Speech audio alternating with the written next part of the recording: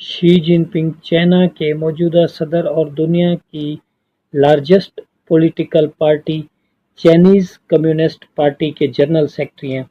وہ نہ صرف چائنا کی سیاست بلکہ عالمی سیاست کے بھی مرکزی کردار ہیں۔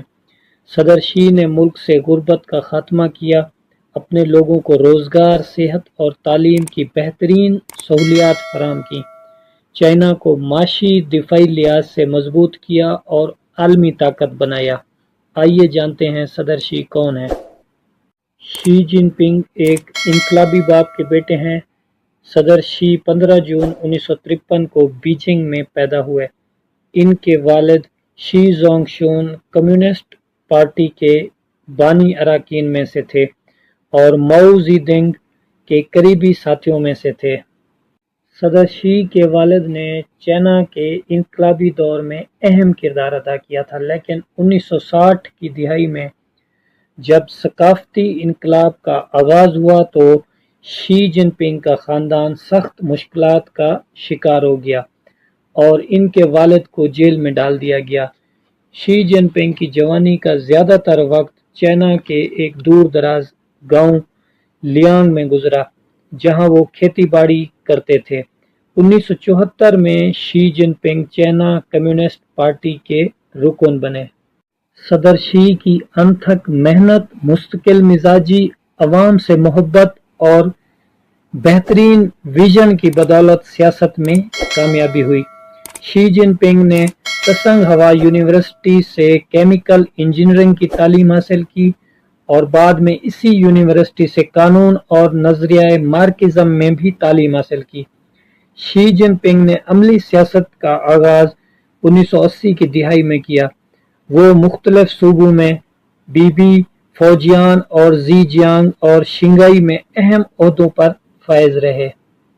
صدر شی نے کرپشن، بدعنوانی کے خلاف سخت اقدامات کیے اور معاشی ترقی کو فروغ دیا۔ 2007 میں انہیں پارٹی کی مرکزی کمیٹی کا ممبر بنایا گیا۔ اس وقت تک شی جن پنگ کا سیاسی قد اور پاپولیرٹی لیول بہت اونچا ہو چکا تھا۔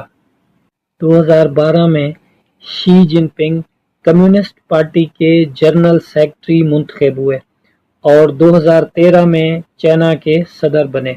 ان کے صدر بننے کے بعد چائنا میں ایک نئے دور کا آغاز ہوا، جس دور کو شی جن پنگ کا دور کہا جانے لگا۔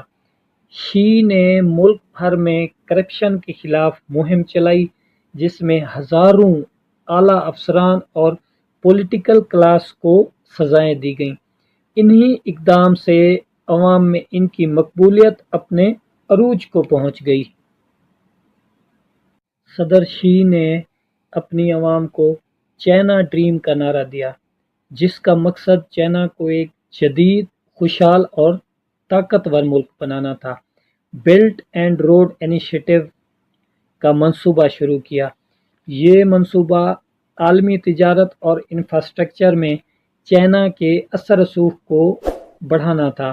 اسی کے ذریعے چین نے ایشیا، یورپ اور افریقہ میں اربوں ڈالر کی سرمایہ کاری کی۔